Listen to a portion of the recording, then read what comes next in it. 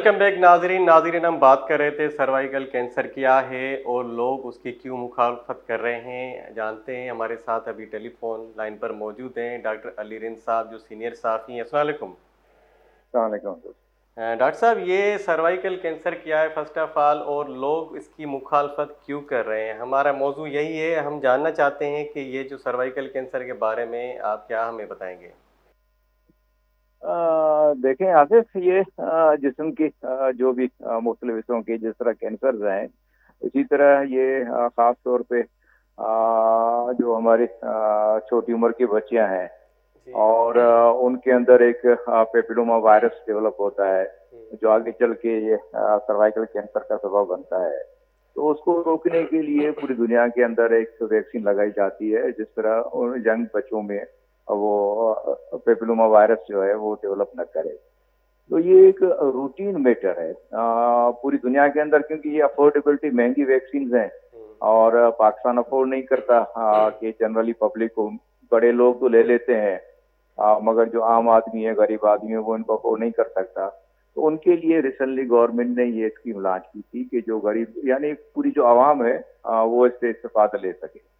तो एक रूटीन बात है जिसको खाम खा बगैर किसी सबब के जहालत के सबब एक तनाज़े का शिकार कर दिया गया है, जिस तरह पोलियो वायरस की कैंपेन को किया गया। और पिछले 30 सालों से हम देख रहे हैं कि पूरी दुनिया के अंदर पोलियो तो खत्म हो गया मगर पाकिस्तान और अफगानिस्तान के सबब उस पर 100% कंट्रोल नहीं हो पा रहा।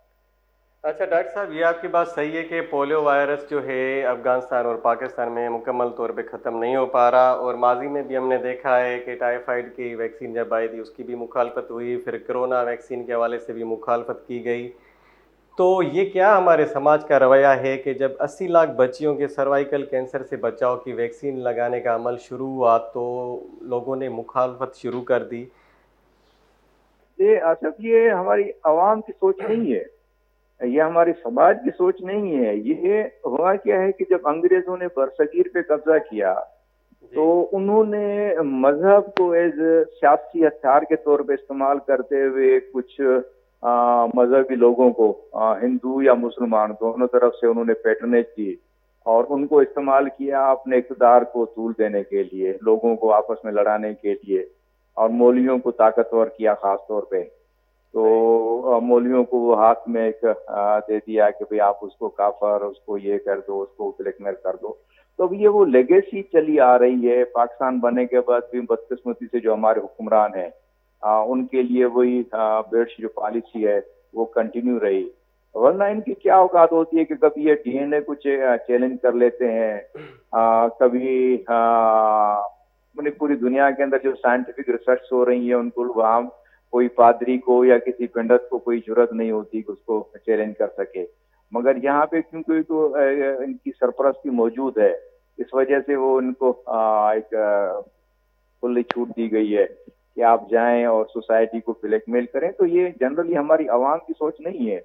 ये बहुत महदूद तादाद में वो लोग होते हैं जो खामखा का एक फितना खड़ा कर देते हैं, लोगों को बरगलाते हैं और फिर हुकूमत कोई उन पे एक्शन लेती नहीं है। हुकूमत खुद चाहती है कि इनके थ्रू हम लोगों को ब्लैकमेल करते रहें। तो ये एक फिनोमेना है जिसपे एक लंबी डिस्कशन की जरूरत है। अच्छा डॉक्टर साहब, ये WHO, यूनिसेफ और API ने जो वैक्सीन के मुहिम का आगाज़ किया और देखा जाए कि 9 से 14 साल की उम्र की बच्चियों को ये वैक्सीन लगनी है, तो हमारे जो समाज में जो देखा जाए तो ये मज़हबी जो तंजीमें हैं, ठीक है, तो वो कह रहे हैं कि ये बांझपन का खतरा है। अगर देखा जाए तो पॉपुलेशन को जो इंडिकेटर है, पॉपुलेशन इंडिकेटर, वो तो हमारे सामने है कि ये पॉपुलेशन 25 करोड़ से ज़्यादा हो गई है। फिर ये इनको इतना डर क्यों है कि हमारी बच्चियों को जो है बांझपन का खतरा होगा? देखिए, इनको इनफेक्ट ये पता है कि हम गलत बात कर रहे हैं। अगर बांझपन का खतरा होता तो यही वैक्सीन सऊदीया में या दुनिया के जितने और डेवलप मुसलमान मुल्क हैं, इंडोनेशिया में, मलेशिया में, हर जगह लग रही है। तो वहाँ भी क्या लोगों ने बच्चे पैदा करने छोड़ दिए हैं क्या, या औरतें बांझ हो गई हैं क्या? ये बिल्कुल एक यूँ समझें कि इसको मैं जहालत मतलब भी ये नहीं एक समझता। प्रोपेगेंडा है, मतलब ये जो प्रोपेगेंडा हो रही है वही मैं इस पे आपसे बात कर रहा हूँ कि 94 में जो पॉपुलेशन थी वो 12 करोड़ थी। अभी जो है मतलब 2025 में جو ہے 25 کروڑ سے اوپر ہے. تو آپ یہی مطلب ہمیں بتائیں کہ یہ جو ایک پروپیگنڈا کیوں کی جا رہی ہے, اور مذہبی تنظیمیں جو ہیں JUI ہو گیا, جماعت اسلامی ہو گئی, صرف یہ دونوں تنظیمیں ہی کر رہی ہیں آئی تھنک. نہیں، میرے خیال میں کر رہی جماعت اسلامی کا ابھی تک میں نے کوئی ایسا اسٹیٹمنٹ نہیں دیکھا. اور اس معاملے میں جماعت JUI اسلامی نے مخالفت باقی کی ہے. جے یو آئی نے مخالفت کی ہے. اور اس کا بھی میں نے وہی کہا کہ انہوں نے اس کو بریسٹ کینسر سے جوڑ دیا. اور پھر ڈیمانڈ کی عجیب و غریب کہ یہ چلو لڑکیوں میں لگ رہا ہے تو لڑکوں میں کیوں نہیں لگ رہا, لڑکوں میں سروکس کہاں ہوتا ہے کہ ان کو یہ سروکس کینسر. تو اس طرح یہ عجیب و غریب فنامنا ان لوگوں کے ہیں. مگر میں گزارش کر رہا ہوں کہ یہ ایک معمولی بات ہے. اصل بات یہ ہے کہ آپ نے پاکستان میں اسلامی نظریاتی کونسل یا اس طرح کے ادارے بنا دیے ہیں اور ان کو لیجسلیشن کو ان کے ماتحت کر دیا ہے. جب تک کوئی پارلیمنٹ کے اندر بل آتا ہے, اگر اسلامی نظریاتی کونسل اس کو ویٹو کر دے تو وہ بل نہیں پاس ہو سکتا.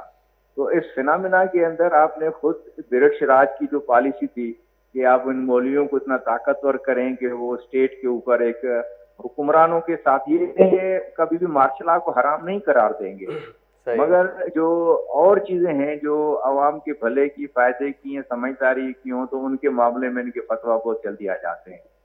تو یہ ایک بدقسمتی ہے اس ملک کی. تو ڈاکٹر صاحب یہ تو مذہبی تنظیموں کا ایک عورت مخالف رویہ بھی تو ہو گیا نا, مطلب اگر فیمنسٹ پوائنٹ آف ویو سے دیکھیں تو. نہیں, وہ تو عورت کو میں کیا کہوں ان کی شان. جب عورت مارچ کے دن آتے ہیں تو ان دنوں میں آپ ان لوگوں کے رویے اور بیانات دیکھ لیں تو افسوس ہی ہوتا ہے کہ ضرور ہر آدمی ایک ماں کا بیٹا ہے, ماں کی بیٹی ہے, اور اسی عورت کے لیے ان کے جو رویے یا ان کے جو کمنٹس ان کے افسوس ایک ہوتا ہے. اچھا ڈاکٹر صاحب, حکومتی سطح پہ جو ہے مطلب یہ کیمپین چلی اور پورے پاکستان میں چلی, تو اب دیکھا جائے تو اب یہ ڈسٹربنس تو ہوئی ہے کریٹ ہے. اب کیا مطلب حکمت عملی کیا ہوگی آگے, آپ کیا ایڈوائز کریں گے کہ حکومتی پالیسی اب کیا ری شیپ ہوگی دوبارہ؟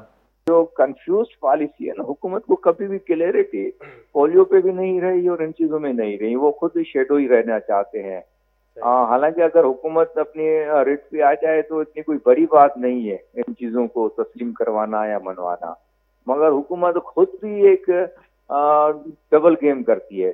عوام کے ساتھ بھی ہوتی ہے اور ان حضرات کے ساتھ بھی ہوتی ہے. ورنہ حکومت اگر کلیئر اسٹینڈ لے لے تو ان کی کوئی مجال نہیں ہے کہ اس طرح جو انیشیٹوز, پیپل فرینڈلی انیشیٹوز ہیں, ان کو یہ اپنی سوچ کے تحت کنٹرول کرنے کی کوشش کرے. مگر کیونکہ حکومت کو بھی ان میں کام پڑتا ہے تو حکومت کھلے طریقے سے عوام کے ساتھ نہیں کھڑی ہوتی, بس ایک کیمپیننگ دیتی کہ بھئی آپ جاؤ ویکسین لگواؤ, اور اگر کوئی مخالفت ہوتی ہے تو پھر ہم نہیں جانتے. تو یہ اس طرح کی جو ڈبل گیم نہیں چلے گی. حکومت کو کلیئر اسٹینڈ لینی چاہیے. اور پالیسی آپ کہہ رہے ہیں؟ جی بالکل, حکومت کی ڈبل پالیسی ہے, کیونکہ وہ خود کلیئر ہو کے, اوپن ہو کے ان معاملات میں نہیں آگے آنا چاہتے.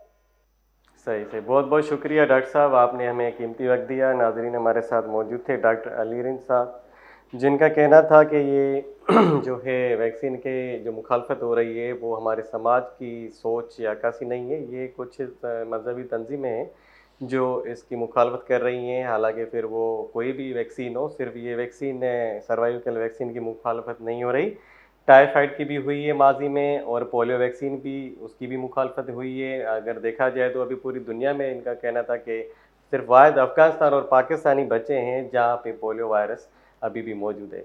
تو ناظرین, یہاں پہ ہم لیں گے ایک مختصر سا بریک, ملتے ہیں بریک کے بعد.